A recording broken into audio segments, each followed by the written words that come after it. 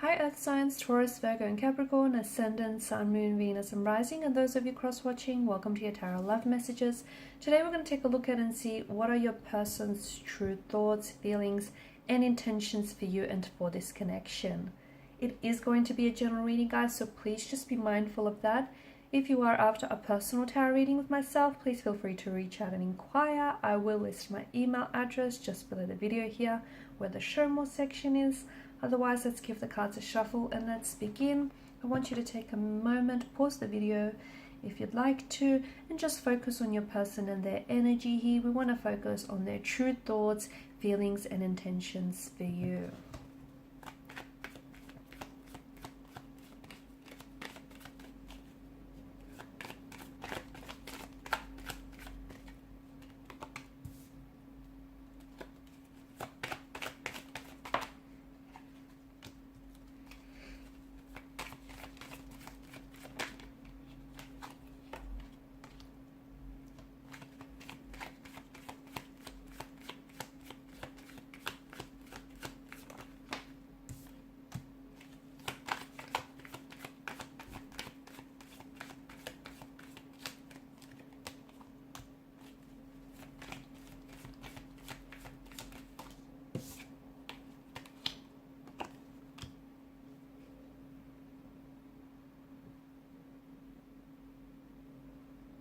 Okay, 8, 9, 10, 3 consecutive numbers here.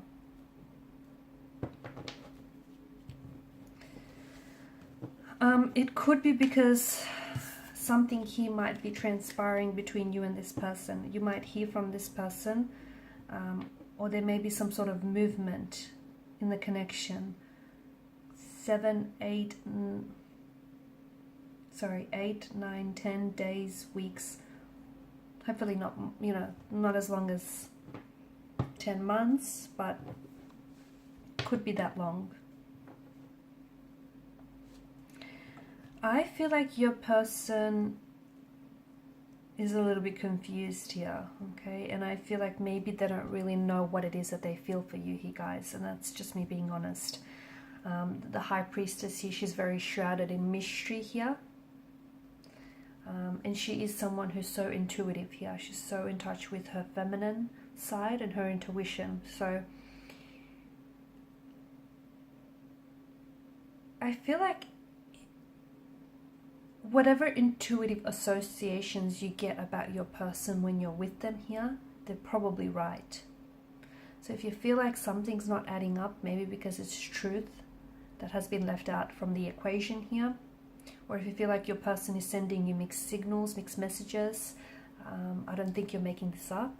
I think anything that you're, intuitively feeling here is a reflection of perhaps their emotions or what's really going on with them emotionally here. To me, it feels like they're confused. They don't know what it is that they feel for you. That's not to say they don't feel anything for you. It's just that they're having a hard time identifying with those emotions.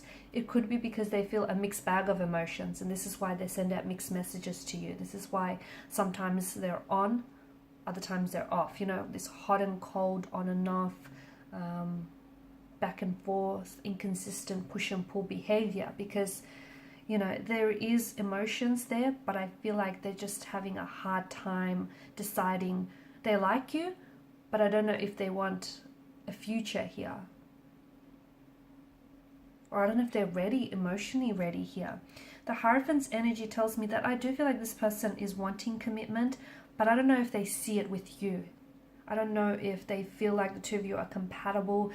It could be because there is opposition here, and this opposition I feel like comes from religious or cultural differences. Okay, so the two of you might be from two very different religions, two very different religious cultural backgrounds, and that's getting in the way of moving your connection forward.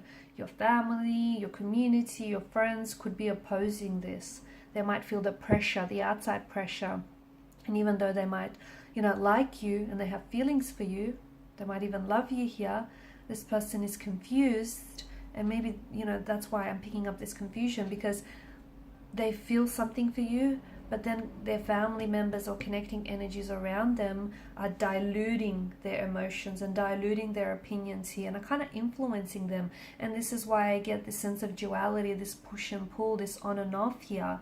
And notice how, you know, some days they're so sure on you and other days they're not so sure. And it's very likely that they have spoken to a family member or a friend who already had influenced them in a negative way here. I also feel like your person is they are someone who upholds and honors a lot of family, cultural, or spiritual traditions. And it feels like they're a very traditional kind of partner and they're seeking a very traditional partner in return. And I don't know if you fit that profile here. They are invested here, but it feels like there's something going on with their energy here. There's something going on with them. Maybe this person has walked away from you because they felt as though there's something missing in the connection. Even though they can't necessarily figure out what it was here. Or, you know, maybe because someone here has been in their ear. And I feel like it's more than just the one energy. And I feel like this person has kind of got to them. And now they're trying to make excuses for you and for this connection. So if they have walked away from you, I feel like this is someone who has regret doing this. I do feel like they owe you an apology. And to me, the message that I'm getting, they want to make it right. They want to make it work. They want to make it right, but they don't know how to come back from something here.